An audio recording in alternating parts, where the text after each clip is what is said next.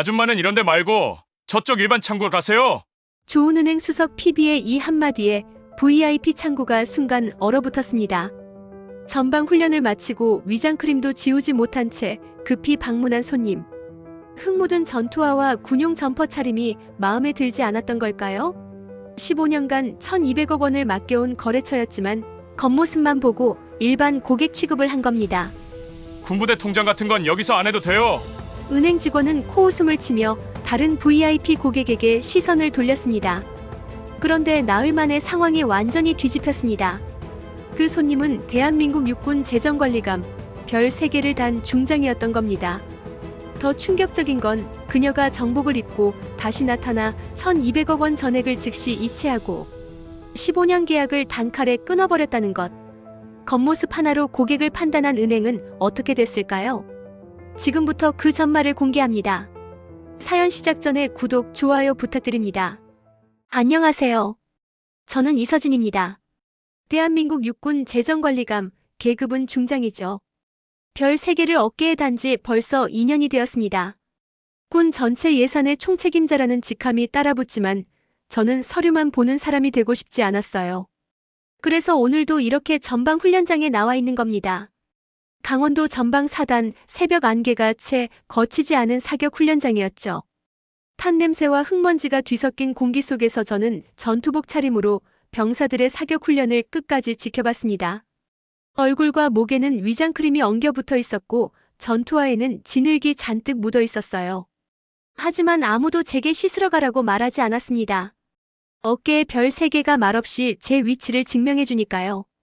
사실 이런 모습이 불편하지 않냐고 묻는 사람들도 있어요. 50이 넘은 나이에 굳이 새벽부터 전방까지 나와서 흙먼지를 뒤집어 쓸 필요가 있냐고요. 하지만 저는 믿습니다. 예산은 서류 위의 숫자가 아니라 실제로 어디에 쓰이고 누가 사용하는지 직접 봐야만 제대로 결정할 수 있다고요.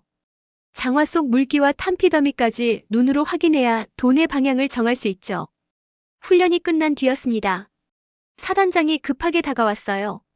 손에는 서류 뭉치를 들고 있었죠.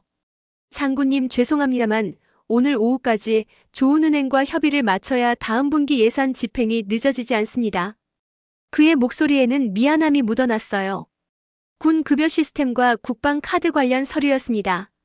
서울 본부 회의까지는 시간이 촉박했죠. 보통이라면 샤워하고 정복으로 갈아입은 뒤 이동하는 게 맞겠지만 저는 다르게 생각했습니다. 현장에서 본 눈으로 현장에서 돈의 길을 결정한다. 그게 제 원칙이니까요. 괜찮습니다. 바로 출발하죠. 군용 점퍼만 간단히 정리하고 물티슈로 위장크림을 대충 닦아냈습니다. 거울을 보니 여전히 얼굴 곳곳에 얼룩이 남아있었지만 개의치 않았어요. 이 모습이 진짜 군인의 얼굴이라고 생각했거든요. 세수 한 번 할 시간조차 아끼는 게 병사들을 위한 일이라고 믿었습니다. 차에 오르며 생각했죠. 지금 이 순간에도 전방 어딘가에서 젊은 병사들이 훈련하고 있을 겁니다. 그들의 급여, 복지, 장비를 위해 쓰이는 예산을 제가 책임지고 있어요. 그 무게가 어깨의 별보다 훨씬 무겁다는 걸 매일 느낍니다. 군용 SUV가 출발했습니다. 창밖으로 훈련장이 멀어지고 서울로 향하는 고속도로가 펼쳐지기 시작했죠. 그때는 몰랐습니다. 제가 지금 이 모습 그대로 도심 한복판 은행에 들어서게 될 거라는 걸요. 차 안은 조용했습니다. 운전병 외에 저와 함께 탄 사람은 국방부 재정법무과 최도윤 과장이었죠. 41살 군무원으로 10년 넘게 예산 업무를 해온 사람이었어요. 도윤 씨는 태블릿으로 뭔가를 확인하다가 조심스럽게 말을 꺼냈습니다. 장군님, 좋은은행 쪽에서 최근 좀 분위기가 달라졌다는 이야기가 있습니다. 어떻게요? 제가 묻자 그는 잠시 망설이다가 계속 말했어요. 본사에서 VIP 고객 중심으로 정책을 전환했다고 하더군요. 공공기관 쪽 응대는 예전만 못하다는 소리도 들리고요. 물론 우리는 국방 예산이 들어가는 계좌니까 설마 함부로 대하진 못하겠죠. 그의 말 끝에는 농담 반 안심 반이 섞여 있었습니다. 하지만 저는 창밖을 보며 다르게 생각했어요. 도윤 씨. 제가 천천히 입을 열었습니다. 돈은 숫자가 아니라 사람입니다. 도윤 씨가 고개를 돌려 저를 봤어요. 저는 계속 말을 이었죠. 이 돈을 어떻게 보느냐가 결국 우리를 어떻게 보는지랑 똑같아요. 예산 규모가 크다고 존중받는 게 아니라 그 돈이 누구의 것이고 무엇을 위해 쓰이는지 아는 게 중요하죠. 수십 년간 재정 장교로 살아오면서 제가 깨달은 진리였습니다. 방산 비리 사건이 터질 때마다 군대는 다 그런가 보다라는 시선을 견뎌야 했어요. 그때마다 다짐했죠. 깨끗한 회계와 투명한 집행만이 군의 신뢰를 지키는 길이라고요. 장군님 말씀이 맞습니다. 도윤 씨가 진지한 얼굴로 고개를 끄덕였어요. 그래서 장군님이 이 일을 하셔야 하는 거죠. 태블릿 화면에는 좋은은행과의 계약 조건들이 나열되어 있었습니다. 수수료율, 처리기간, 서비스 항목들. 모든 게 숫자로 정리되어 있었죠. 하지만 저는 알고 있었어요. 진짜 중요한 건 숫자 뒤에 숨은 태도라는 걸요. 돈을 들고 오는 사람이 누가 됐든 그 사람을 존중하는가. 겉모습이나 직업이 아니라 맡긴 자금의 의미와 책임을 아는가. 이게 진짜 질문이었습니다. 차가 서울 도심으로 접어들었어요. 빌딩들이 창밖으로 스쳐 지나갔죠. 훈련장의 흙먼지와는 너무나 다른 세계였습니다. 깔끔한 유리 외벽, 정장 차림의 사람들, 반짝이는 간판들. 저는 문득 제 모습을 돌아봤어요. 전투화에 묻은 진흙, 얼굴에 남은 위장크림 자국, 군용 점퍼 차림. 이 모습으로 은행에 들어가면 어떤 반응이 나올까요? 장군님, 10분 후면 도착합니다. 운전병이 알렸습니다. 도윤 씨는 다시 서류를 확인하기 시작했고 저는 조용히 눈을 감았어요. 마음속으로 다시 한번 되뇌었습니다. 돈은 숫자가 아니라 사람이다. 예산을 대하는 태도가 곧 사람을 대하는 태도다. 그 원칙만 잊지 않으면 된다고 생각했죠. 차는 좋은은행 강남지점 앞에 멈춰 섰습니다. 차에서 내리는 순간 찬바람과 함께 도심의 공기가 얼굴을 스쳤습니다. 좋은은행 강남지점은 유리 커튼월로 둘러싸인 현대식 건물이었어요. 반짝이는 외벽이 오후 햇살을 받아 눈부시게 빛나고 있었죠. 자동문이 열렸습니다. 로비 안으로 들어서는 순간 공기가 달라지는 게 느껴졌어요. 따뜻한 난방, 은은한 음악, 그리고 시선들. 대기 중이던 고객들의 눈길이 하나둘 제게로 향했습니다. 깔끔한 코트를 입은 중년 여성, 정장 차림의 직장인들, 명품 가방을 든 젊은 여자. 그들의 시선이 제 전투화에 묻은 진흙에서 멈췄다가 천천히 위로 올라왔어요.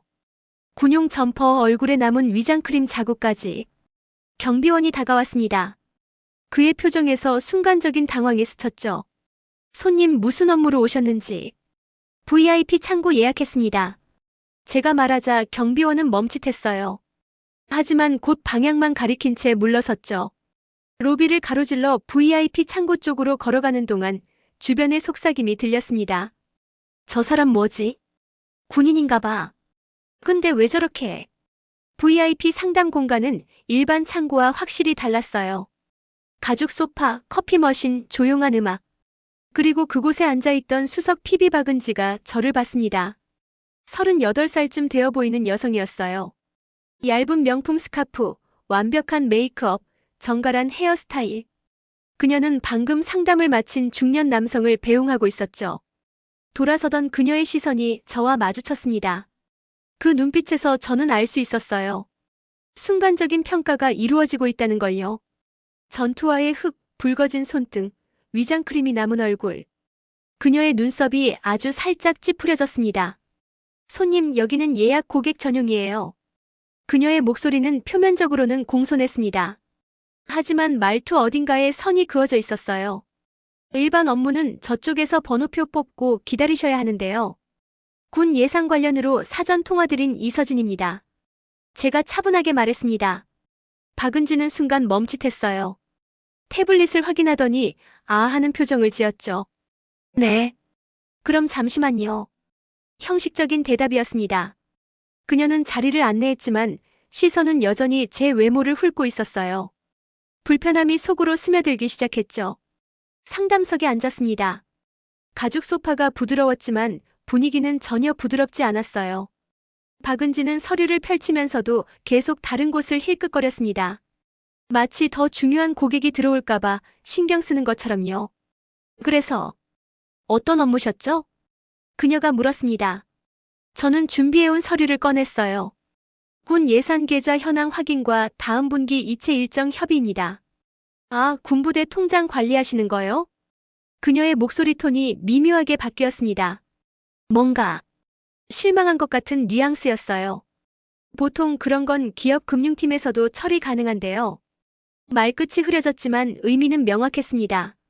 생각보다 별거 아니네. 제 손가락이 무의식 중에 서류 모서리를 잡았어요. 불쾌함이 점점 커지고 있었죠. 하지만 참았습니다. 아직은요. 바로 그때였습니다. 로비 쪽에서 다른 고객이 들어오는 소리가 들렸고 박은지의 시선이 재빨리 그쪽으로 향했어요. 로비로 들어온 사람은 명품 브랜드 쇼핑백을 든 중년 남성이었습니다. 말끔한 캐시미어 코트에 반짝이는 구두를 신고 있었죠. 박은지의 얼굴이 순식간에 환하게 변했어요. 아, 김 부장님 오셨네요. 그녀가 자리에서 일어서려는 듯 몸을 움직였습니다. 저는 조용히 서류를 정리하며 기다렸어요. 제 차례가 끝나면 가시라고 말하려던 참이었죠. 하지만 박은지는 다시 앉지 않았습니다. 대신 제게 시선도 주지 않은 채 말했어요. 손님, 솔직히 이런 고급 자산관리 창구는. 그녀가 말을 흐렸습니다. 제 얼굴을 힐끗 보더니 목소리를 한 톤 낮췄어요. 군부대 통장 같은 건 일반 창구에서 처리해도 충분할 것 같은데요. VIP 창구는 좀 다른 분들 위한 곳이거든요. 순간 귀를 의심했습니다. 지금 이 사람이 뭐라고 한 거죠? 제가 가만히 그녀를 바라보자 박은지는 더 노골적으로 말했어요. 아줌마는 이런 데 말고 저쪽 일반 창구로 가세요. 아줌마. 그 단어가 귓속으로 꽂혔습니다. 주변이 순간 조용해졌어요. 옆 상담석에 앉아있던 다른 직원이 숨을 들이마시는 소리가 들렸죠.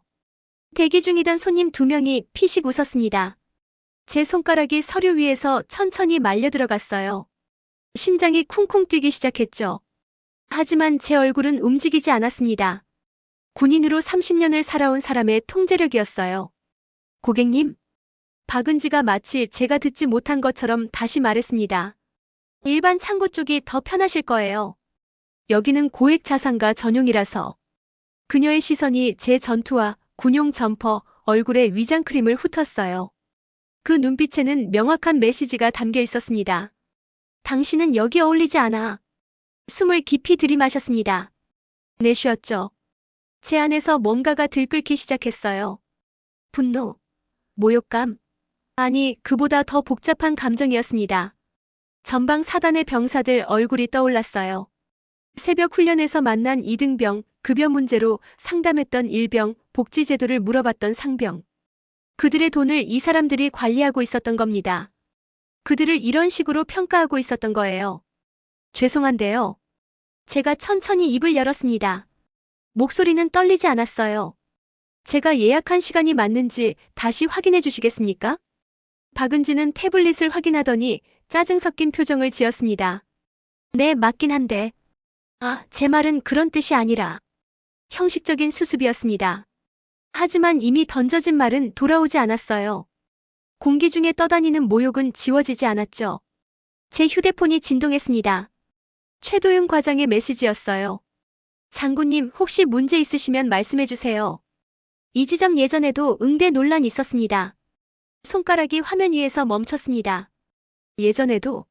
그럼 이건 오늘만의 일이 아니라는 건가요? 박은지는 다른 직원을 부르려고 손을 들었어요. 마치 골칫거리를 넘기려는 것처럼요. 제 앞에 놓인 서류철이 시야에 들어왔습니다.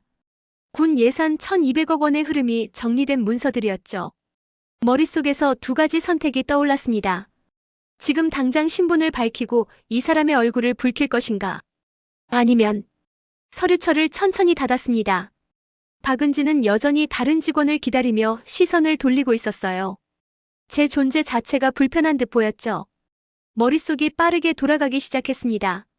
지금 여기서 신분증을 꺼내면 어떻게 될까요? 나 대한민국 육군 중장이야라고 말하면 박은지의 얼굴이 하얗게 질릴 겁니다. 지점장이 뛰어나올 거고 사과가 이어지겠죠. 순간적인 통쾌함은 분명히 있을 겁니다. 하지만 그 다음은요? 이 사건은 무례한 은행원 한 명의 실수로 끝날 겁니다. 본사에서는 해당 직원 징계로 마무리하겠죠. 그리고 아무것도 변하지 않을 거예요. 다음 주에도 다음 달에도 누군가는 똑같은 모욕을 당할 겁니다. 제 휴대폰 화면을 다시 봤어요. 최도윤 과장의 메시지가 떠 있었죠. 이 지점 예전에도 응대 논란이 있었습니다. 예전에도. 그럼 이건 개인의 문제가 아니라는 겁니다. 시스템의 문제예요. VIP 중심 정책, 외모와 직업으로 사람을 가르는 문화, 공공기관을 우습게 보는 태도. 문득 떠올랐습니다. 3년 전 어느 부처가 좋은은행과의 계약을 끊었다는 기사요. 당시엔 단순한 수수료 문제인 줄 알았어요. 하지만 지금 생각해보니 이유가 달랐을 겁니다. 저기요, 고객님. 박은지가 다시 저를 불렀습니다. 이번엔 조금 더 짜증이 섞인 목소리였어요. 일반 창구 가시면 더 빨리 처리되실 텐데요. 제 옆에 앉아있던 할머니 한 분이 작게 중얼거렸습니다. 요즘은 겉만 보고 다 판단하네. 그 말이 귓속으로 스며들었어요. 저만 이런 대우를 받는 게 아니구나. 얼마나 많은 사람들이 이런 시선을 견뎌왔을까요? 심장이 빠르게 뛰었습니다. 하지만 분노의 박동이 아니었어요. 결심의 박동이었죠. 그래, 이건 나 하나의 자존심 문제가 아니야. 군 예산은 병사들의 급여입니다. 복지예요. 장비고 시설이죠. 그 돈을 맡긴 기관이 이렇게 대우받는다면 결국 피해는 누가 보나요? 전방에서 나라를 지키는 젊은이들이 봅니다.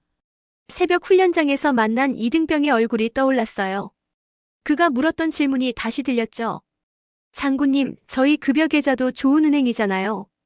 근데 왜 처리가 맨날 늦는 거예요? 그때는 단순한 시스템 문제인 줄 알았습니다. 하지만 지금 보니 달랐어요. 태도의 문제였죠. 군인을, 공공기관을 겉모습으로 판단하는 문화의 문제였습니다. 박은지가 다른 VIP 고객을 맞으러 일어섰습니다. 제게는 잠시만 기다리세요라는 말 한마디만 던지고요. 저는 조용히 서류를 가방에 넣기 시작했어요. 손이 떨리지 않았습니다. 오히려 차분해졌죠. 결정했습니다. 여기서 소리 지르지 않을 겁니다. 신분을 밝히며 따지지도 않을 거예요. 대신 다른 방식으로 대응하겠습니다. 구조를 바꾸는 방식으로요. 육군 재정관리감으로서 할 수 있는 일이 있습니다.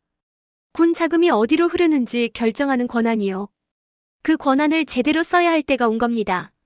가방을 들고 일어섰습니다. 박은지가 놀란 표정으로 돌아봤어요. 고객님? 상담이. 오늘은 여기서 하지 않겠습니다. 제가 차분하게 말했습니다. 박은지는 어리둥절한 얼굴이었죠. 네. 그럼. 다음에 다시 연락드리죠. 로비를 가로질러 걸어 나왔습니다. 자동문이 열렸고 찬바람이 얼굴을 스쳤어요. 차에 올랐습니다. 최도윤 과장이 놀란 눈으로 물었어요. 장군님, 벌써 끝나신 겁니까? 저는 차창밖 은행 건물을 바라보며 대답했습니다. 아니요, 도윤 씨. 이제 시작입니다. 차는 곧장 국방부 청사로 향했습니다. 최도윤 과장은 계속 눈치를 보며 물었지만 저는 창밖만 바라봤어요. 머릿속이 복잡했거든요. 아니, 복잡하다기보다는 정리되고 있었습니다. 청사에 도착하자마자 저는 재정본부로 올라갔어요. 복도를 지나는 동안 몇몇 참모들이 경례를 했지만 제 모습을 보고 놀란 표정을 지었죠. 전투복 차림에 얼굴에 위장크림이 남은 중장이 급하게 걸어오는 모습이 낯설었을 겁니다. 제 집무실 문을 열었습니다. 책상 위에는 산더미 같은 서류가 쌓여 있었어요. 내일 보고할 예산안, 검토해야 할 계약서들, 승인 대기 중인 문서들. 하지만 저는 그 모든 걸 옆으로 밀어냈습니다. 내 선전화를 눌렀어요. 재정법무과 전산센터 예산기획팀 팀장들 지금 당장 회의실로 모이라고 전해주세요. 네. 지금요? 장군님, 오늘 스케줄이. 지금 당장입니다. 수화기를 내려놓았어요. 손이 떨리지 않았습니다. 오히려 또렷했죠. 15분 후 회의실 문을 열었습니다. 팀장 5명이 긴장한 얼굴로 앉아 있었어요. 최도윤 과장도 구석자리에 앉아 있었죠. 화이트보드 앞에 섰습니다. 마커를 집어들고 큰 글씨로 썼어요. 좋은은행 계약 재검토. 회의실이 조용해졌습니다. 예산기획팀 김 팀장이 조심스럽게 손을 들었어요. 장군님, 좋은은행과는 15년째 거래하고 있는데 갑자기 재검토를? 15년이요? 제가 돌아봤습니다. 김 팀장이 고개를 끄덕였죠. 네, 군 급여 시스템부터 예산 집행 계좌까지 거의 모든 게 좋은은행을 통하고 있습니다. 그 15년 동안 우리가 제대로 대우받았나요?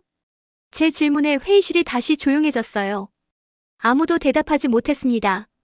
저는 화이트보드에 계속 적기 시작했어요. VIP 중심 정책, 공공기관 차별, 서비스 품질 저하, 처리 지연. 오늘 제가 직접 경험했습니다. 차분하게 말을 이어갔어요. 전방 훈련을 마치고 그대로 지점에 갔죠. 군복 차림으로요. 그곳에서 저는 VIP 고객이 아니라는 이유로 일반 창구로 가라는 말을 들었습니다. 아니, 정확히는 아줌마는 이런데 말고라는 표현을 들었어요. 회의실이 술렁였습니다. 법무과 박 과장이 황급히 말했어요. 그건 명백한 모욕 아닙니까? 당장 항의하셔야. 항의로 끝날 문제가 아닙니다. 제가 그의 말을 잘랐어요. 도윤 씨. 최도윤 과장이 자리에서 일어났습니다. 과거 3년간 좋은은행 관련 민원 내역 정리해주세요. 그리고 다른 공공기관들의 은행 교체 사례도요. 알겠습니다. 전산팀은 우리 계좌 전체 현황을 파악해주세요. 얼마나 많은 돈이 어디로 흐르고 있는지 한눈에 볼 수 있게요. 전산센터 이 팀장이 노트북을 열었습니다. 예산기획팀은 타 은행들의 공공기관 응대평가 자료를 구해주세요. S은행, H은행 모두 다요. 명령이 떨어질 때마다 사람들이 움직이기 시작했어요. 저는 회의실 창문으로 다가갔습니다. 멀리 서울 시내가 보였죠. 장군님. 김 팀장이 조심스럽게 물었습니다. 혹시 은행을 바꾸실 생각이십니까? 저는 돌아보지 않고 대답했어요. 우리가 바꾸는 건 은행이 아닙니다. 우리를 대하는 태도를 바꾸는 겁니다. 회의실 공기가 무거워졌습니다. 하지만 동시에 팽팽해졌어요. 뭔가 큰일이 시작되고 있다는 걸 모두가 느끼고 있었죠. 최도윤 과장이 태블릿을 보며 말했습니다. 장군님, 작년에 환경부가 좋은은행과 계약을 끊었습니다. 공식 사유는 수수료 문제였지만 진짜 이유는 다르겠죠. 제가 그의 말을 받았어요. 이제 그 진짜 이유들을 찾을 겁니다. 하나하나 전부요. 노트북 자판 두드리는 소리가 회의실에 울렸습니다. 저는 다시 화이트보드를 봤어요. 좋은은행 계약 재검토라는 글씨가 선명했습니다. 이건 개인의 복수가 아니었어요. 군 전체를 위한 결정이었죠. 회의가 끝나고 팀장들이 나간 뒤 저는 혼자 집무실에 남았습니다.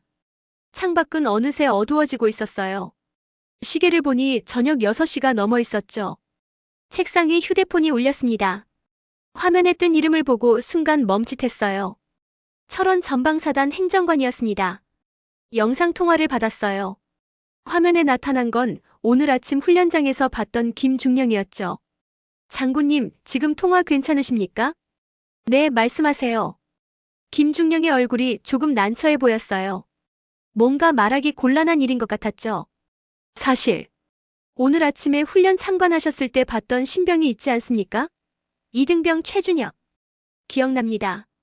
사격 자세가 정확했던 신병이었어요. 19살 얼굴에 아직 어린 티가 가시지 않았던 아이였죠. 그 병사가 급여 관련해서 문의가 있다고 해서요. 장군님께서 예산 쪽 책임자시니까 혹시 여쭤봐도 되겠냐고. 화면 너머로 누군가 다가오는 소리가 들렸습니다. 잠시 후 화면에 최준혁 이병이 나타났어요. 경직된 표정으로 경례를 했죠. 장군님. 이등병 최준혁입니다. 편하게 말해요. 무슨 일이죠? 준혁은 잠시 망설이다가 입을 열었습니다. 이번 달 급여가 사흘이나 늦게 들어왔습니다. 지난달에도 이틀 늦었고요. 제 통장만 그런 게 아니라 같은 소대 전우들 몇 명도 똑같다고 하더라고요.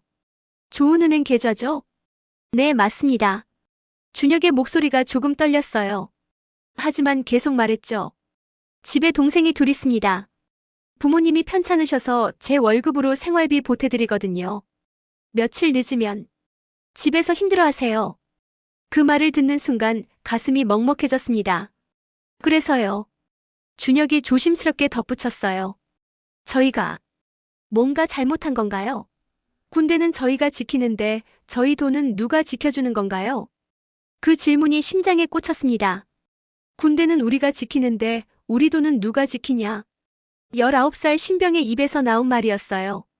하지만 그 안에 담긴 무게는 어떤 보고서보다 무겁게 느껴졌습니다. 준혁 씨, 제가 천천히 말했어요. 잘못한 거 아닙니다. 당신들은 아무 잘못도 없어요. 그럼 제가 확인하고 해결하겠습니다. 약속합니다. 통화를 끊고 나서 한참을 멍하니 앉아 있었어요. 준혁의 얼굴이 자꾸 떠올랐죠. 19살 나라를 지키겠다고 입대한 아이가 자기 월급 걱정을 해야 하는 현실. 그때 노크 소리가 들렸습니다. 최도윤 과장이 들어왔어요. 장군님, 자료 정리됐습니다. 그는 두꺼운 파일을 책상 위에 올려놓았죠. 지난 3년간 좋은은행 관련 민원이 모두 47건입니다. 그중 절반 이상이 급여 지연과 응대 불만이었어요. 47건. 제가 오늘 겪은 일이 처음이 아니었던 겁니다. 아니, 47번째였던 거죠. 더 있습니다. 도윤 씨가 다른 서류를 펼쳤어요. 좋은은행이 2년 전부터 지점별로 응대 수준이 달라졌다는 보고가 계속 있었습니다. 본사에서 VIP 고객 유치 실적으로 평가하기 시작하면서부터요. 그러니까 공공기관은 실적에 도움이 안 된다? 네. 말은 안 하지만 사실상 그렇게 된 겁니다. 도윤 씨의 목소리에도 분노가 섞여 있었어요. 파일을 넘기는 동안 수많은 얼굴이 떠올랐습니다. 준혁 같은 신병들, 가족을 부양하는 부사관들, 묵묵히 복무하는 장교들. 그들의 돈을 이렇게 취급받고 있었던 겁니다. 도윤 씨, 제가 파일을 덮으며 말했어요. 이건 단순히 은행 직원 한 명이 저한테 무례했던 문제가 아니에요. 알고 있습니다. 이건 군인들의 삶이 걸린 문제입니다. 그들의 존엄이 걸린 문제예요. 도윤 씨가 고개를 끄덕였습니다. 그의 눈빛도 단단해져 있었죠. 장군님이 움직이시면 저도 따르겠습니다. 창밖을 봤어요. 어둠 속에서 서울의 불빛들이 반짝이고 있었습니다. 저 어딘가에 좋은은행 본사가 있겠죠. 그리고 전국 곳곳에 군인들이 있을 겁니다. 휴대폰을 다시 들었습니다. 준혁에게 문자를 보냈어요. 걱정하지 마세요. 이제 바뀔 겁니다. 전송 버튼을 누르는 순간 제 결심은 더 이상 흔들리지 않을 거라는 걸 알았습니다. 다음 날 아침 재정본부는 전쟁터처럼 바빠졌습니다. 각 팀이 보내온 자료들이 제 책상 위에 쌓이기 시작했어요. 전산팀의 계좌 현황 분석, 법무과의 계약서 검토, 예산기획팀의 타 은행 비교표. 하나하나 펼칠 때마다 새로운 사실들이 드러났습니다. 장군님, 이거 보십시오. 전산센터 이 팀장이 노트북을 들고 들어왔어요. 화면에는 복잡한 도표가 떠 있었죠. 좋은은행과 군계좌 간 데이터 흐름을 3년치 분석했습니다. 이상한 패턴이 보이더군요. 어떤 패턴이죠? 2년 전부터 처리 시간이 평균 48시간 늘어났습니다. 특히 소액 거래일수록 지연이 심해요. 이 팀장이 그래프를 확대했습니다. 빨간색 선이 점점 위로 올라가고 있었어요. 병사들 급여 같은 경우가 가장 늦습니다. 반면 대규모 장비 구매 같은 건 오히려 빨라졌고요. VIP는 빠르게, 소액은 천천히. 정확합니다. 그 말을 듣는 순간 어제 준혁 이병이 했던 말이 떠올랐어요. 급여가 사흘씩 늦게 들어온다던 그 말이요. 최도윤 과장도 새로운 서류를 가져왔습니다. 장군님, 지점별 민원 통계입니다. 그가 펼친 표를 보는 순간 눈이 커졌어요. 어제 제가 갔던 강남 지점만이 아니었습니다. 강남 지점, 여의도 지점, 분당 지점. 주요 지점 대부분에서 비슷한 민원이 발생하고 있었죠. 공공기관 담당자 무시, 응대 불친절, VIP 아니면 상담 거부. 손가락으로 표를 짚어가며 세어봤습니다. 12개 지점에서 유사한 문제가 보고되어 있었어요. 이게 우연일까요? 도윤 씨가 조용히 물었습니다. 아니에요. 정책입니다. 제가 단호하게 대답했죠. 본사 차원에서 방향이 바뀐 거예요. 공공기관보다 민간 VIP를 우선하는 쪽으로요. 법무과 박 과장이 두꺼운 계약서를 들고 들어왔습니다. 장군님, 좋은은행과의 수수료 계약 조항 확인했습니다. 2년 전 재계약할 때 수수료가 0.3% 올랐는데 당시 우리가 문제 제기를 안 했더군요. 왜죠? 담당자가 다른 은행도 비슷하다는 말만 믿고 비교 검토를 안 한 겁니다. 박 과장이 다른 은행들의 계약서를 나란히 펼쳤어요. 실제로 비교해보니 S은행은 0.1%, H은행은 수수료 면제까지 제한했었습니다. 공공기관이라는 이유로요. 머리가 지끈거렸습니다. 이건 단순히 무례한 응대의 문제가 아니었어요. 구조적으로 체계적으로 군을 우습게 본 거였죠. 더 있습니다. 예산기획팀 김 팀장이 보고서를 올렸어요. 작년에 교육부, 환경부, 국토부가 모두 조은은행과 계약을 축소하거나 끊었습니다. 공식 사유는 달랐지만 진짜 이유는 똑같았겠죠. 제가 그의 말을 받았습니다. 회의실 화이트보드 앞에 섰어요. 마커를 들고 하나씩 적어 내려갔죠. 처리 지연 마이너스 평균 48시간 증가. 수수료 부당 마이너스 타 은행 대비 0.2% 높음. VIP 중심 정책 마이너스 공공기관 차별. 12개 지점 동일 문제 발생. 타부처 계약 해지 마이너스 3건. 적다 보니 보드가 가득 찼습니다. 팀장들이 조용히 그 글씨들을 바라봤어요. 이게 다 증거입니다. 제가 마커를 내려놓으며 말했죠. 개인 감정이 아니에요. 데이터예요. 군이 제대로 대우받지 못하고 있다는 명백한 증거입니다. 이 팀장이 손을 들었습니다. 장군님, 그럼 이제 어떻게 하시겠습니까? 창밖을 봤어요. 맑은 하늘이 펼쳐져 있었습니다. 국방부 정책회의에 안건을 올립니다. 회의실이 술렁였어요. 군 자금 운용 은행 변경 검토안이요. 장관님께 직접 보고하겠습니다. 도윤 씨가 긴장한 목소리로 물었습니다. 장군님, 그건 엄청난 결정입니다. 조은은행과 15년 관계를 끊는다는 건데요. 관계를 끊는 게 아니에요. 제가 돌아서며 말했죠. 기준을 세우는 겁니다. 군을 제대로 대하지 않으면 함께 일할 수 없다는 기준을요. 팀장들의 눈빛이 달라졌습니다. 처음엔 놀랐던 표정이 점점 결연해지더니 마침내 고개를 끄덕이기 시작했어요. 보고서 작성 시작합니다. 제가 명령했습니다. 이틀 안에 완성해주세요. 완벽하게요. 알겠습니다. 팀장들이 일제히 대답하고 회의실을 나갔습니다. 마지막까지 남아있던 도윤 씨가 조용히 말했어요. 장군님, 정말 하시는 겁니까? 물론입니다. 그가 잠시 망설이다가 물었죠. 혹시 두렵지 않으십니까? 조은은행 본사가 가만히 있지 않을 텐데요. 저는 어제 만났던 준혁의 얼굴을 떠올렸습니다. 그리고 전국에 있을 수많은 군인들의 얼굴을요. 두려운 건 따로 있어요, 도윤 씨. 창밖을 보며 말을 이었습니다.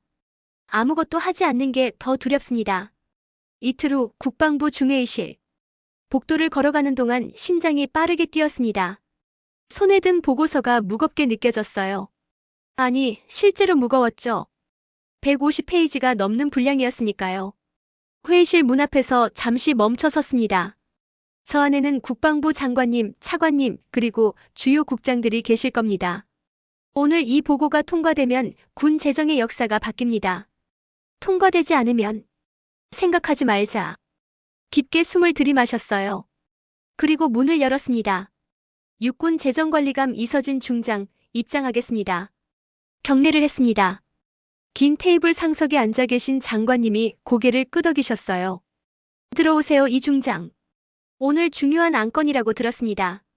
자리에 앉았습니다. 화면에 첫 번째 슬라이드를 띄웠어요. 군자금 운용은행 다변화 검토안. 회의실이 조용해졌습니다. 몇몇 국장들이 서로 눈빛을 교환하는 게 보였죠. 보고 시작하겠습니다. 목소리가 떨리지 않도록 신경 썼어요. 현재 우리 군은 조은은행과 15년간 주거래 관계를 유지해왔습니다. 하지만 최근 3년간 심각한 문제들이 누적되어 왔습니다. 두 번째 슬라이드를 넘겼습니다. 그래프가 나타났어요. 첫째, 처리시간 지연입니다. 병사 급여 입금이 평균 48시간 늦어졌습니다. 둘째, 부당한 수수료입니다. 타은행 대비 0.2% 높은 수준이고요. 재정기획국장이 손을 들었습니다. 이 중장, 그 정도 차이는 오차 범위 아닙니까? 아닙니다. 단호하게 대답했어요. 병사 한 명의 월급이 이틀 늦으면 그 집에서는 생활비를 못 보냅니다. 0.2%는 연간 15억 원입니다. 그 돈으로 장비를 살 수 있어요. 다음 슬라이드를 넘겼습니다. 민원 통계표가 나타났죠. 셋째, 응대 품질입니다. 3년간 47건의 민원이 접수됐습니다. 12개 지점에서 동일한 패턴의 불만이 보고됐고요. 차관님이 보고서를 넘기시며 물으셨습니다. 구체적으로 어떤 문제였습니까? 잠시 망설였어요. 제가 직접 겪은 일을 말해야 할까요? 하지만 진실을 말하기로 했습니다. 나흘 전 제가 직접 경험했습니다. 회의실이 더 조용해졌어요. 전방 훈련을 마치고 군복 차림으로 지점을 방문했습니다. 거기서 저는 VIP 고객이 아니라는 이유로 일반 창구로 가라는 말을 들었습니다. 몇몇 국장들의 표정이 굳어졌습니다. 이건 제 개인의 문제가 아닙니다. 좋은은행의 조직 문화가 바뀌었다는 증거입니다. VIP 중심으로 재편되면서 공공기관을 우선순위에서 밀어낸 겁니다. 마지막 슬라이드를 띄웠어요. 타 은행들의 제안서 비교표였습니다. S은행과 H은행은 이미 군과의 협력을 제안해왔습니다. 더 낮은 수수료, 더 빠른 처리, 전담팀 구성까지 약속했고요. 장관님이 보고서를 천천히 덮으셨습니다. 오랜 침묵이 흘렀어요. 제 심장이 귀에서 쿵쿵 울렸죠. 이 중장. 장관님의 목소리가 울렸습니다. 이 결정이 얼마나 큰 파장을 일으킬지 알고 있습니까? 알고 있습니다. 좋은은행 본사에서 가만히 있지 않을 겁니다. 압박이 들어올 거예요. 각오하고 있습니다. 장관님이 제 눈을 똑바로 바라보셨어요. 그럼에도 이 길을 가겠다는 겁니까? 저는 망설이지 않고 대답했습니다. 군의 예산은 국민의 세금입니다. 그리고 군인들의 삶입니다. 우리를 제대로 대하지 않는 곳에 맡길 수 없습니다. 장관님이 주변을 둘러보셨어요. 차관님, 국장들, 참모들. 모두의 시선이 장관님께 향했죠. 군은 국민의 신뢰로 존재합니다. 장관님이 천천히 말씀하셨어요. 그 신뢰를 지키려면 우리부터 원칙을 세워야 합니다. 비용도 중요하지만 존중도 중요합니다. 숨을 참았습니다. 검토한 승인합니다. 그 순간 온몸의 긴장이 풀리는 게 느껴졌어요. 동시에 새로운 긴장이 밀려왔죠. 이 중장. 장관님이 다시 저를 보셨습니다. 이제 시작입니다. 철저히 준비하세요. 명심하겠습니다. 회의가 끝나고 밖으로 나왔습니다. 복도에서 최도윤 과장이 기다리고 있었어요. 장군님, 어떻게 되셨습니까? 통과됐습니다. 도윤 씨의 얼굴이 환해졌죠. 하지만 저는 웃을 수가 없었어요. 도윤 씨, 이제부터가 진짜 싸움입니다. 그의 표정도 다시 굳어졌습니다. 좋은은행 본사에 통보해야겠네요. 네. 그리고 말을 마치기도 전에 제 휴대폰이 울렸어요. 모르는 번호였죠. 받았습니다. 이서진 중장입니다. 장군님, 좋은은행 금융공공본부장 신재호입니다. 차갑고 낮은 목소리였습니다. 벌써 소식을 들은 모양이었어요. 혹시 지금 시간 괜찮으십니까? 꼭 뵙고 싶은데요. 전화기 너머로 긴장이 느껴졌습니다. 아니, 긴장이 아니었어요. 압박이었죠. 그날 오후 좋은은행 금융공공본부장 신재호를 만났습니다. 국방부 근처 조용한 카페였어요. 창가 자리에 앉아 기다리는데 정장 차림의 50대 남성이 들어왔죠. 말끔한 외모, 자신감 넘치는 걸음걸이. 하지만 눈빛은 날카로웠습니다. 장군님, 뵙게 되어 영광입니다. 그가 명함을 내밀며 웃었어요. 하지만 그 웃음은 입가에만 머물러 있었죠. 앉으시죠. 커피를 주문하고 마주 앉았습니다. 신재호 본부장은 가방에서 태블릿을 꺼냈어요. 장군님, 계약 검토 건으로 연락 주신다고 들었습니다. 네, 그렇습니다. 혹시 어느 지점에서 불편을 겪으셨는지 여쭤봐도 될까요? 그의 목소리는 공손했지만 의도는 명확했어요. 누가 문제를 일으켰는지 찾아서 조용히 처리하겠다는 거였죠. 지점의 문제가 아닙니다. 제가 잘라 말했어요. 본사 정책의 문제입니다. VIP 중심으로 재편되면서 공공기관 응대가 소홀해졌습니다. 신재호 본부장의 미소가 조금 굳어졌어요. 오해이십니다, 장군님. 저희는 여전히 공공기관을 중요하게 생각하고 있습니다. 만약 일부 직원의 실수가 있었다면 3년간 47건의 민원입니다. 12개 지점에서 동일한 패턴이 나타났고요. 이게 실수입니까? 그가 잠시 말문이 막혔어요. 태블릿을 내려다보더니 다시 고개를 들었죠. 장군님, 15년 관계를 하루아침에 정리하시겠다는 겁니까? 그건 너무 급작스러운 결정 아닙니까? 급작스럽지 않습니다. 3년간 기회가 있었어요. 제가 차분하게 대답했습니다. 수수료 인상할 때도, 처리 시간 늘어날 때도, 민원 들어올 때도요. 그때마다 개선하셨어야죠. 신재호 본부장의 표정이 변했습니다. 공손함이 사라지고 압박이 드러나기 시작했어요. 장군님도 아시겠지만 은행 시스템 이전은 쉬운 일이 아닙니다. 군 급여 지급에 차질이 생길 수도 있어요. 협박이었습니다. 은근하지만 분명한 협박이었죠. 그래서 더 철저히 준비할 겁니다. 저는 물러서지 않았어요. 대화는 40분 정도 이어졌습니다. 회의 후 압박, 협상 제안. 신재호 본부장은 모든 걸 다 시도했어요. 하지만 제 답은 변하지 않았죠. 카페를 나와 청사로 돌아오는 길 휴대폰에 문자가 계속 쏟아졌습니다. 조은은행 강남지점장입니다. 면담 요청드립니다. 금융공공본부 김 부장입니다. 오해를 풀고 싶습니다. 심지어 문제의 박은지 PB 이름으로도 문자가 왔어요. 장군님, 정말 죄송합니다. 한 번만 기회를 주십시오. 하지만 지우고 또 지웠습니다.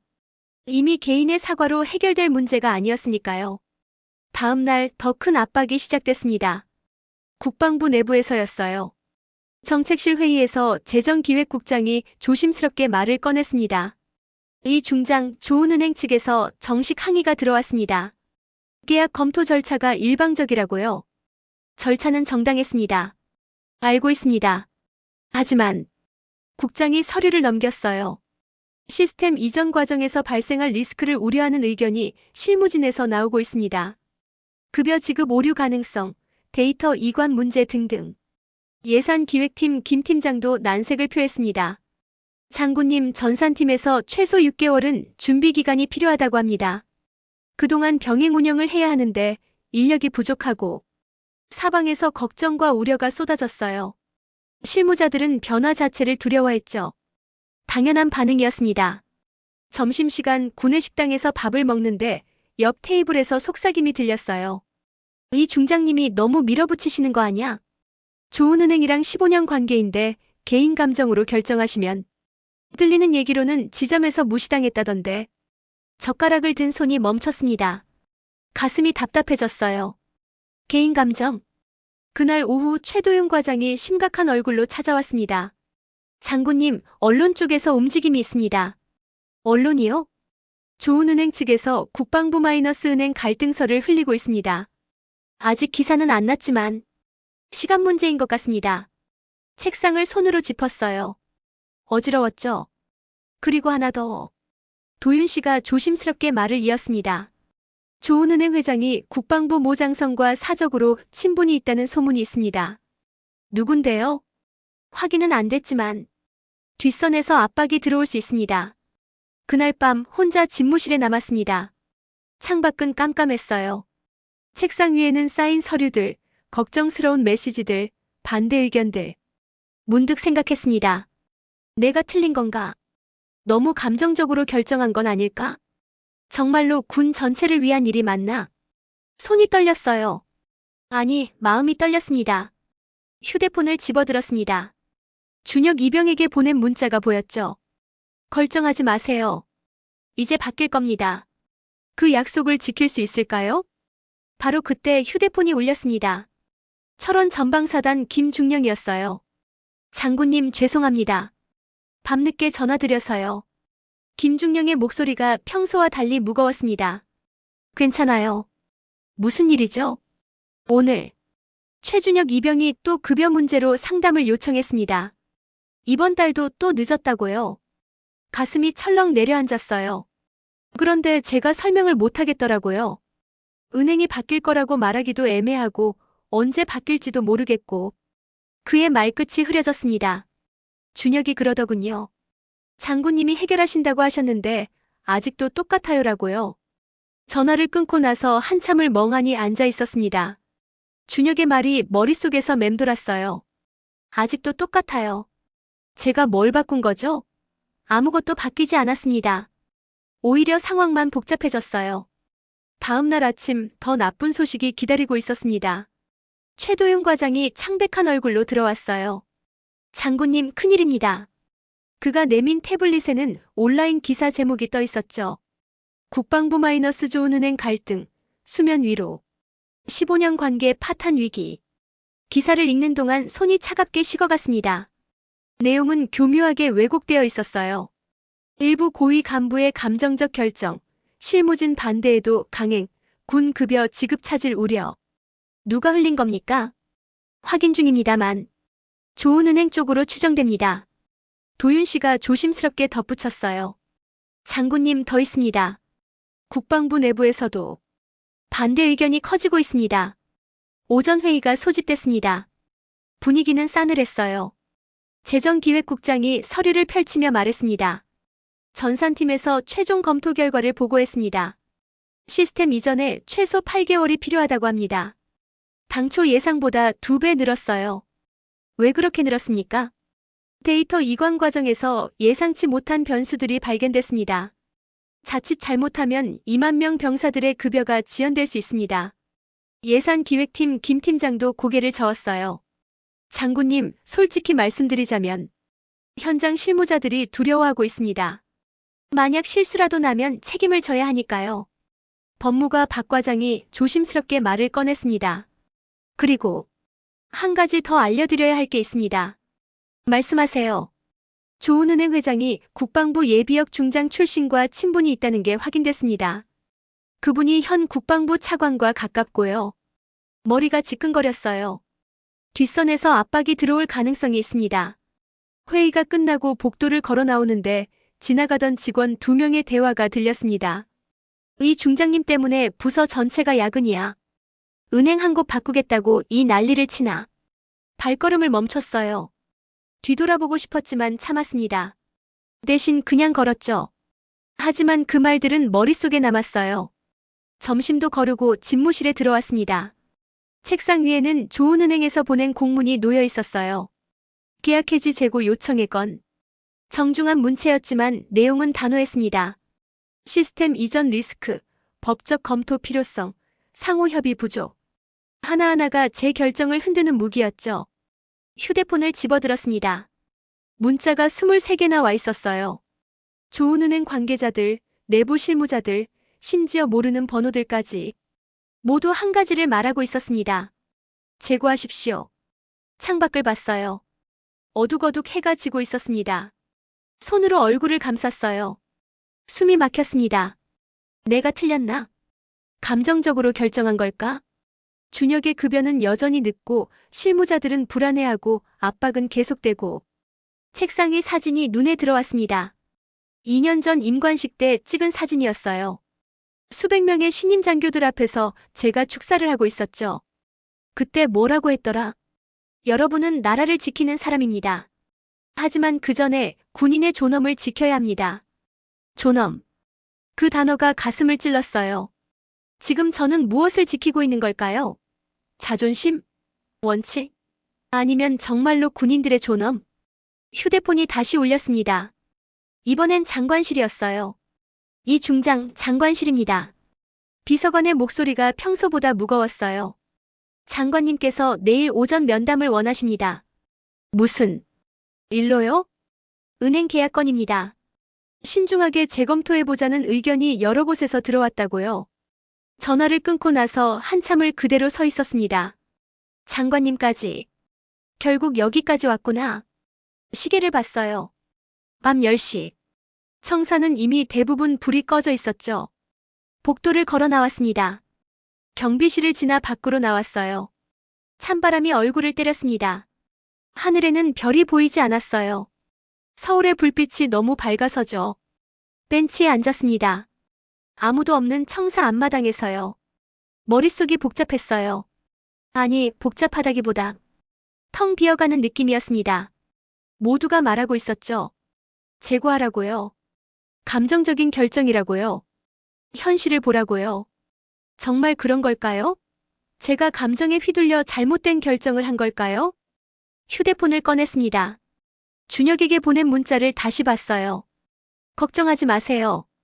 이제 바뀔 겁니다. 하지만 아무것도 바뀌지 않았습니다.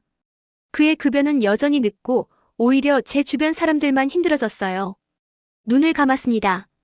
나는 왜 이 길을 택한 거지? 어둠 속에서 얼굴들이 떠올랐어요. 박은지 PB의 경멸 어린 시선. 아줌마는 이런 데 말고. 그 말이 다시 귓속에서 울렸습니다. 하지만 그것만이 아니었어요. 새벽 훈련장의 병사들, 흙먼지를 뒤집어 쓰고도 사격 자세를 바로잡던 신병들, 급여 문제를 조심스럽게 물어보던 준혁의 떨리는 목소리. 군대는 저희가 지키는데 저희 돈은 누가 지켜주는 건가요? 19살 아이의 질문이었습니다. 숨을 깊이 들이마셨어요. 30년 전이 떠올랐습니다. 제가 소위로 임관했을 때요. 재정장교로 첫 발령을 받았을 때 선배 대위가 해준 말이 생각났어요. 이서진 소위, 우리가 다루는 건 숫자가 아니야. 사람의 삶이야. 그걸 잊으면 안 돼. 그때는 무슨 뜻인지 몰랐습니다. 이제는 알아요.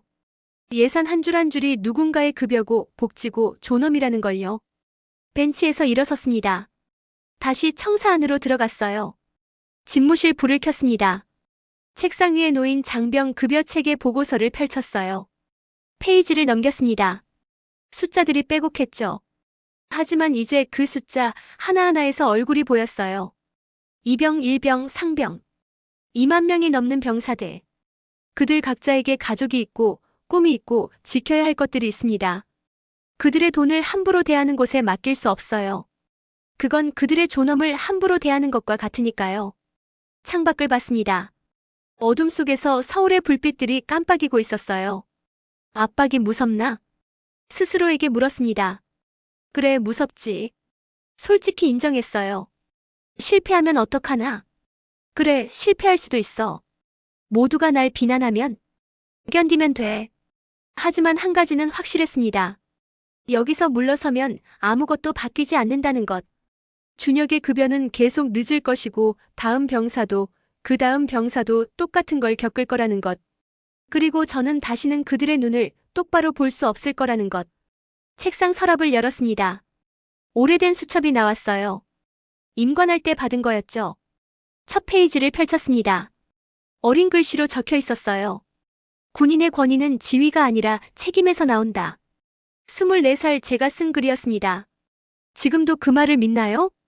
손으로 그 글씨를 쓰다듬었어요. 그래, 믿어. 작게 중얼거렸습니다. 아직도 믿어. 시계가 자정을 넘겼습니다. 컴퓨터를 켰어요. 이메일을 열고 전산팀, 법무과, 예산기획팀 모두에게 메시지를 보냈습니다. 제목은 간단했어요. 내일 오전 7시 긴급회의. 본문은 더 짧았습니다. 계속 갑니다. 함께 해주십시오. 전송 버튼을 눌렀습니다. 창밖에 새벽빛이 스며들기 시작했어요. 동쪽 하늘이 희미하게 밝아지고 있었죠. 저는 일어섰습니다. 정복을 꺼냈어요. 내일 장관님을 뵙겠죠. 압박도 더 심해질 겁니다. 좋은은행의 반격도 계속될 거고요. 하지만 괜찮았어요. 가장 깊은 어둠을 지나왔으니까요. 이제는 앞으로 나아갈 일만 남았습니다. 다음 날 아침 7시 회의실 문을 열었습니다. 예상과 달리 모두 와 있었어요. 최도윤 과장, 전산팀 이 팀장, 법무과 박 과장, 예산기획팀 김 팀장. 한 명도 빠짐없이요. 앉으세요. 제가 말했습니다. 하지만 아무도 앉지 않았어요. 대신 최도윤 과장이 앞으로 나왔죠. 장군님. 그의 목소리가 또렷했습니다. 저희가 회의했습니다. 어젯밤 늦게까지요. 심장이 뛰기 시작했어요. 그리고 결론을 내렸습니다. 장군님이 가시는 길에 함께하겠습니다. 전산팀 이 팀장이 노트북을 펼쳤어요. 시스템 이전 준비 사실 6개월까지는 필요 없습니다. 석 달이면 충분해요.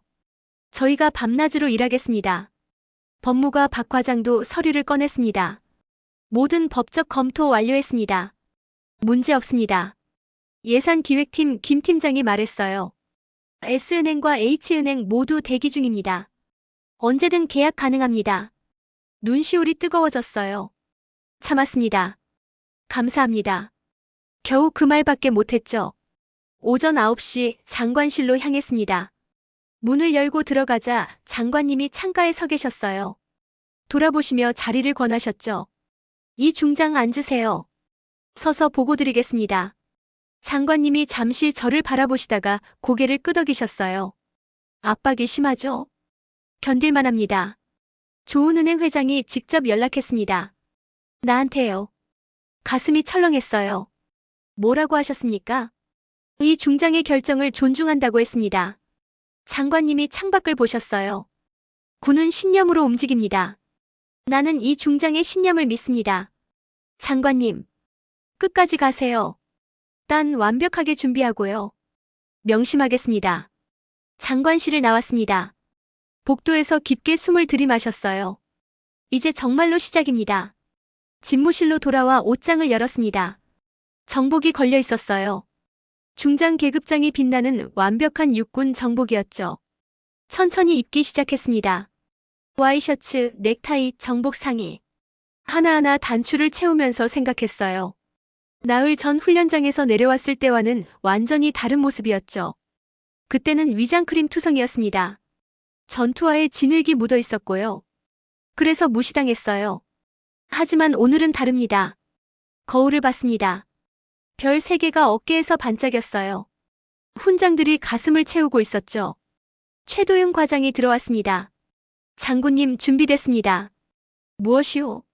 좋은은행 강남지점에 공문 발송했습니다. 오늘 오후 2시 장군님께서 직접 방문하신다고요. 그가 서류처를 건넸어요. 군 예산 1,200억 원 1차 2채 승인서입니다.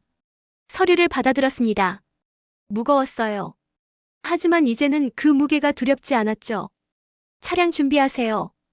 그리고 잠시 멈췄습니다. 전산팀 대기시켜주세요. 오늘 바로 2채 실행합니다. 도윤 씨의 눈이 커졌어요. 오늘이요? 바로요? 네. 더 이상 미룰 이유가 없습니다. 오후 1시 30분 차에 올랐습니다. 운전병이 백미러로 저를 봤어요. 긴장한 표정이었죠. 강남 지점으로 가주세요. 차가 출발했습니다. 서울 시내를 가로지르는 동안 창밖 풍경이 스쳐 지나갔어요. 익숙한 거리들이었지만 오늘은 달라 보였습니다. 휴대폰이 울렸어요. 전산팀 이 팀장이었습니다. 장군님, 준비 완료됐습니다. 명령만 내리시면 즉시 실행하겠습니다. 대기하세요. 제가 현장에서 신호 보내겠습니다. 차는 좋은은행 강남지점 앞에 멈춰 섰습니다. 나흘 전과 똑같은 장소였어요. 하지만 모든 게 달랐죠. 차에서 내렸습니다. 정복 차림의 중장이 은행 앞에 섰을 때 지나가던 사람들이 돌아봤어요. 자동문이 열렸습니다. 로비로 들어섰습니다.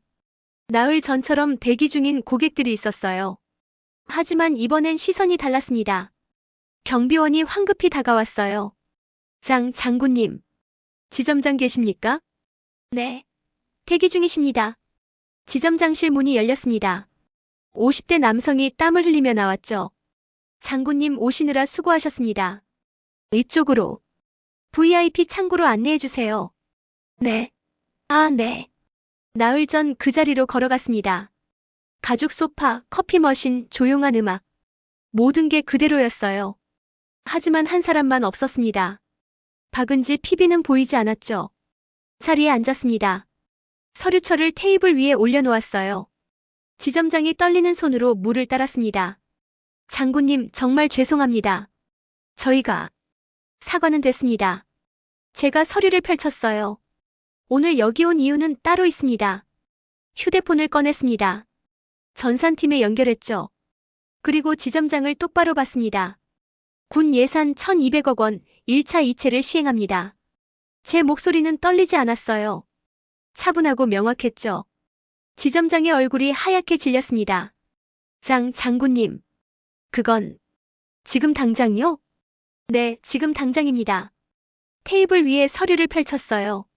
국방부 장관 직인이 찍힌 공문이었죠. 이는 개인적 감정이 아닙니다. 군 전체에 대한 신뢰 문제입니다. 지점장이 급히 전화기를 집어들었어요. 손이 떨려서 번호를 2번이나 잘못 눌렀죠. 본사입니까? 긴급 상황입니다.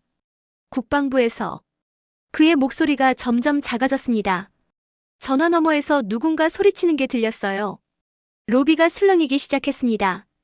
대기 중이던 고객들이 무슨 일인가 싶어 쳐다봤죠. 직원들이 웅성거렸어요. 저분이 그때 그 손님이래. 1,200억이라고. 진짜? VIP 창구 뒤쪽 모니터에 불이 들어왔습니다. 화상회의였어요. 조은은행 금융공공본부장 신재호가 화면에 나타났죠. 장군님. 그의 목소리는 억지로 침착함을 유지하고 있었습니다. 이건 너무 급작스러운 결정입니다. 최소한 협의 기간이라도 3년입니다. 제가 그의 말을 잘랐어요. 3년간 협의할 기회가 있었습니다. 47건의 민원이 있었고요. 그때마다 개선 약속만 하셨죠. 화면 속 그의 얼굴이 굳어졌습니다. 장군님, 군 급여 시스템이 마비될 수 있습니다. 책임지실 수 있습니까? 그래서 준비했습니다. 휴대폰을 들었어요. 전산팀 이 팀장에게 연결했죠. 이 팀장, 상황 보고하세요. S은행과 시스템 동기화 완료됐습니다. 언제든 이체 가능합니다. 스피커폰으로 바꿨습니다. 이 팀장의 목소리가 회의실에 울렸어요. 데이터 이관 준비 완료, 급여 지급 루트 이중 백업 완료, 비상 대응팀 대기 중입니다. 신재호 본부장의 얼굴이 더욱 창백해졌어요. 제가 다시 글을 봤습니다. 걱정 마십시오. 우리는 철저히 준비했습니다. 화면이 꺼졌어요. 아니, 그쪽에서 끊어버린 거였죠. 지점장이 다급하게 말했습니다. 장군님, 본사에서 협상 테이블을 마련하겠답니다. 수수료 전액 면제, VIP 전담팀 구성, 뭐든지 하겠다고. 늦었습니다. 서류를 그에게 건넸어요. 계약 종료 통보서입니다. 향후 모든 군 예산 계좌는 단계적으로 이관됩니다. 장군님. 그가 거의 애원하듯 말했습니다. 한 번만 기회를. 제 휴대폰이 울렸어요. 최도윤 과장이었습니다. 장군님, 준비 완료됐습니다. 시작하세요. 알겠습니다. 전화를 끊고 시계를 봤어요. 오후 2시 10분. 로비 한쪽에 설치된 대형 모니터가 깜빡이기 시작했습니다. 계좌 시스템 화면이었어요. 숫자들이 움직이기 시작했죠. 1200억 원. 한 줄 한 줄 S은행 계좌로 이동하는 게 보였습니다. 지점 직원들이 모니터를 바라봤어요. 아무도 말하지 못했죠. 10분이 지났습니다. 화면에 초록색 글씨가 떴어요. 이체 완료. 지점장이 주저앉듯 의자에 앉았습니다. 다른 직원들도 멍한 표정이었어요. 제 휴대폰이 다시 울렸습니다. 이번엔 준혁 이병이었어요. 장군님, 방금 문자 왔어요. 급여 시스템이 바뀐다고. 그의 목소리가 들뜬 게 느껴졌습니다. S은행으로 바뀐대요. 처리도 빨라진다고 하고요. 그래요, 준혁 씨. 이제 늦지 않을 겁니다. 정말 감사합니다. 통화를 끊었어요. 가슴이 뜨거워졌습니다. 자리에서 일어났습니다. 지점장이 고개를 들지 못하고 있었어요. 지점장님. 제가 조용히 불렀습니다. 고객은 겉모습이 아니라 신뢰로 대해야 합니다. 그게 금융의 기본입니다. 그가 고개를 들었어요. 눈가가 붉어져 있었죠. 죄송합니다.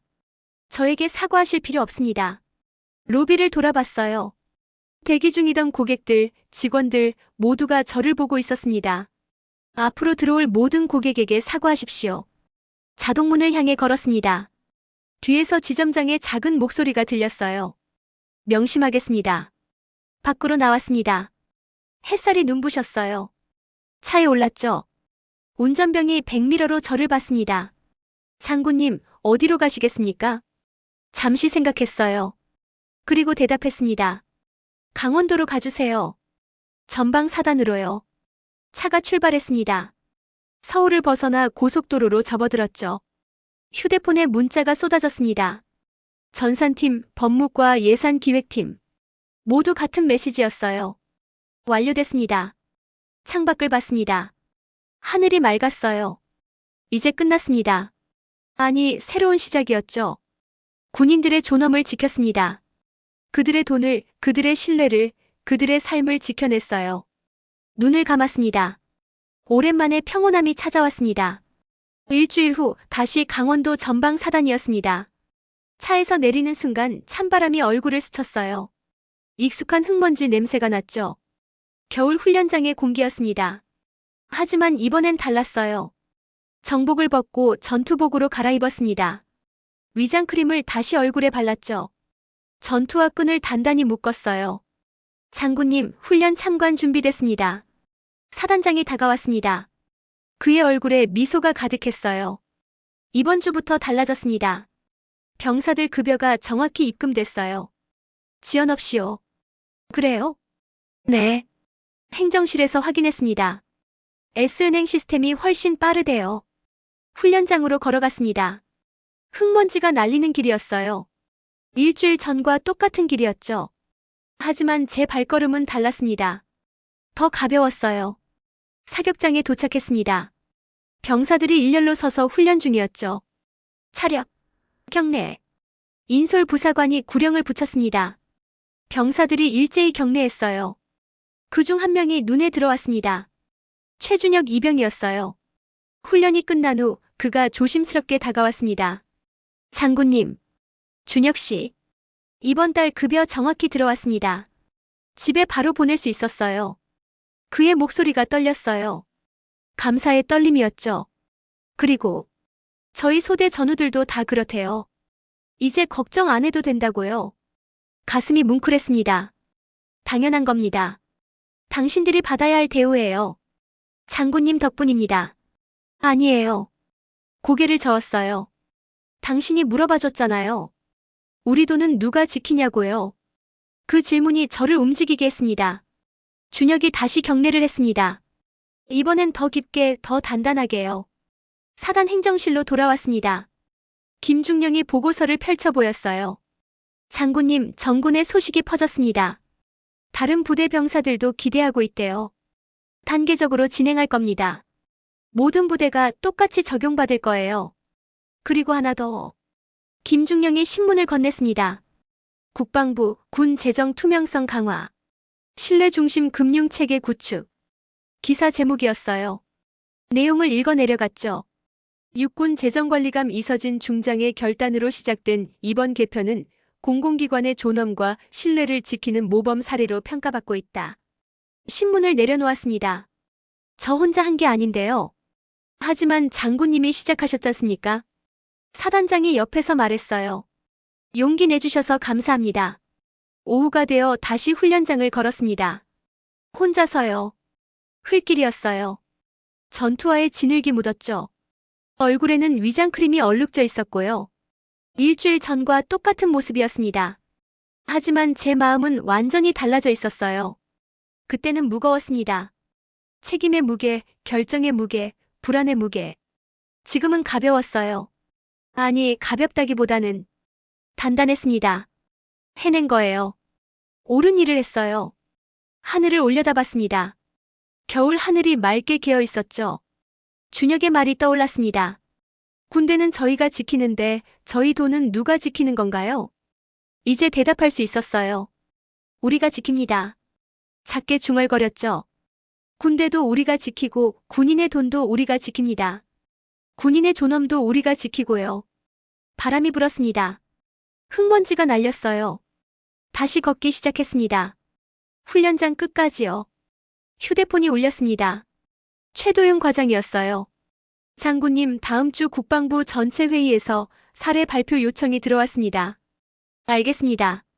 그리고 조은은행에서 공식 사과문을 보냈습니다. 전 직원 재교육 실시한다고요. 좋은 일이네요. 전화를 끊었습니다. 멀리서 병사들의 구령 소리가 들렸어요. 젊은 목소리들이었죠. 하나, 둘, 셋, 넷. 그 소리를 들으며 계속 걸었습니다. 별 3개가 어깨에서 무겁게 느껴졌어요. 하지만 그 무게가 싫지 않았습니다. 이게 제 자리니까요. 흙 묻은 현장에서 병사들과 함께 그들의 삶을 지키는 자리. 돈은 숫자가 아니라 사람입니다. 그 진리를 잊지 않는 한 저는 계속 이 길을 걸을 겁니다. 훈련장 끝에 도착했습니다.